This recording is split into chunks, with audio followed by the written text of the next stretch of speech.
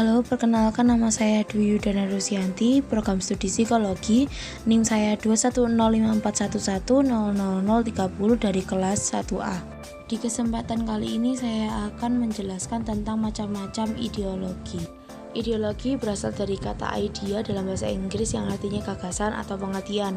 Kata kerja Yunani yaitu oida yang berarti mengetahui atau melihat dengan budi. Kata logi yang berasal dari bahasa Yunani yaitu logos yang artinya pengetahuan. Jadi ideologi mempunyai arti pengetahuan tentang gagasan-gagasan, pengetahuan tentang ide-ide, science of ideas, atau ajaran tentang pengertian-pengertian dasar. Ideologi adalah suatu kumpulan gagasan, ide-ide dasar, keyakinan dan kepercayaan yang bersifat dinamis. Ideologi merupakan cara pandang membentukkan karakter berpikir dalam mewujudkan keinginan atau cita-cita. Macam-macam ideologi: 1. Liberalisme, 2. Komunisme, 3. Pancasila, dan 3. Sosialisme. 1. Liberalisme atau kebebasan. Liberalisme adalah paham yang meyakini bahwa kebebasan politik dan ekonomi merupakan hak setiap individu dan ketidakadilan sosial merupakan hal yang wajar terjadi. Liberalisme masuk di dunia. Awal perkembangan liberalisme terjadi di Inggris pada tahun 1215. Pada saat itu, Raja John mengeluarkan Piagam Magna Carta yang menjamin kebebasan hak individu. Piagam Magna Carta merupakan langkah awal pembatasan kekuasaan absolut para raja Inggris. Pemikiran lebih lanjut mengenai liberalisme di Inggris dikembangkan oleh John Locke dalam bukunya yang berjudul Two Treatises atau Government tahun 1690. Dalam buku, John Locke menyatakan bahwa pemerintah memiliki tugas utama untuk menjamin hak dasar rakyat. 2. Liberalisme masuk ke Indonesia. Liberalisme di Indonesia. Liberalisme masuk ke Indonesia setelah sekularisme masuk ke Indonesia. Karena sekularisme merupakan akar liberalisme, faham-faham ini masuk secara paksa ke Indonesia melalui proses penjajahan, khususnya oleh pemerintah Hindia Belanda. Prinsip negara sekuler telah ada dalam Undang-Undang Dasar Belanda tahun 1855 yang menyatakan bahwa pemerintah bersikap netral terhadap agama, artinya tidak memihak salah satu agama atau mencampuri urusan agama. Ciri-ciri liberalisme. Suatu ideologi dapat kita kenali dari karakteristiknya sesuai dengan pengertian liberalisme. Adapun ciri-ciri liberalisme adalah sebagai berikut. 1. Kesempatan yang sama. Salah satu nilai pokok di dalam liberalisme adalah setiap individu memiliki kesempatan yang sama, hold the basic equality of all human, pada semua bidang. Namun bukan berarti setiap orang bisa memberikan hasil yang sama. Persamaan hak dan kesempatan merupakan hal yang mutlak di dalam ideologi ini. Sedangkan hasil yang nantinya akan diperoleh setiap individu tergantung pada banyak faktor, misalnya keterampilan, kerja keras, dan sumber daya, dan lainnya. Yang kedua, ada perlakuan yang sama. Mengacu pada poin 1 yaitu kesempatan yang sama, maka penyelesaian setiap masalah yang dihadapi individu akan mendapatkan perlakuan yang sama, yaitu threat of the order equality, baik itu di bidang ekonomi, politik, atau sosial, dan lainnya. Yang ketiga yaitu pemerintah harus bertindak menurut rakyat.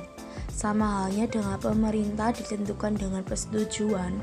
Di negara liberal, kekuasaan tertinggi ada di tangan rakyat, sehingga penentuan pihak-pihak yang akan menjalankan negara tersebut harus mendapat persetujuan dari rakyat. Artinya pemerintah harus bertindak sesuai kehendak rakyat dan tidak boleh bertindak atas keinginan sendiri. Yang keempat adalah berjalannya hukum. Di dalam setiap negara harus ada hukum di dalamnya yang bertujuan untuk melindungi dan menjaga hak masyarakatnya. Negara liberal menetapkan patokan hukum tertinggi yang menghargai hak-hak, kebebasan, dan persamaan kedudukan setiap individu di dalam hukum, the rule of the law. Ada beberapa negara yang menganut ideologi liberalisme, yaitu Amerika Serikat, Jerman, Jepang, Inggris, dan lain-lain. Ideologi kedua yaitu komunisme.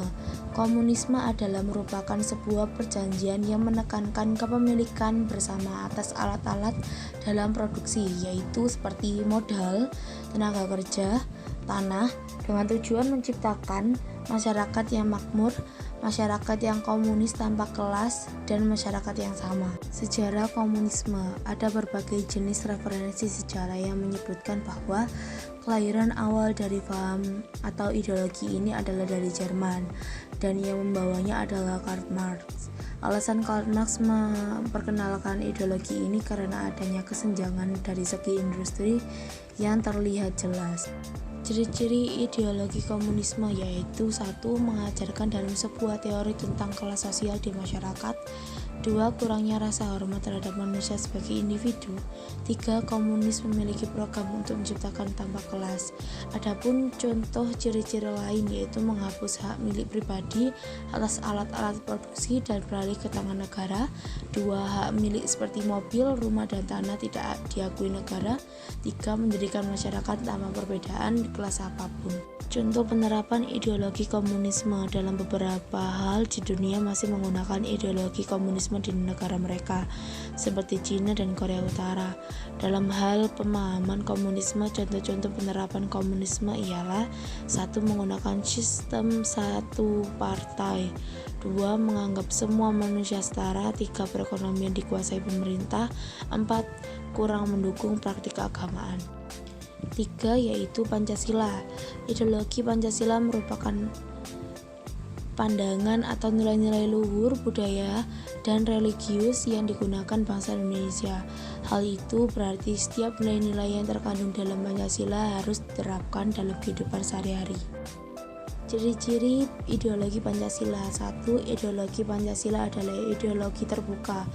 2. Ideologi Pancasila terdapat dalam sistem yang demokratis. 3. Bersifat inklusif, tidak totaliter. 4. Berasal dari moral budaya masyarakat sendiri. 5. Tidak memisahkan negara dan Tuhan. 6. Bukan imitasi dari negara lain, namun dari nilai sejarah. 7. Fleksibel. 8. Tidak berubah. 9. Universal. 10. Real. Contoh ideologi Pancasila. 1. Menjunjung tinggi nilai kemanusiaan yang sesuai dengan Pancasila. 2. Menjunjung tinggi nilai ketuhanan. 3. Mau menerima masukan budaya luar secara selektif.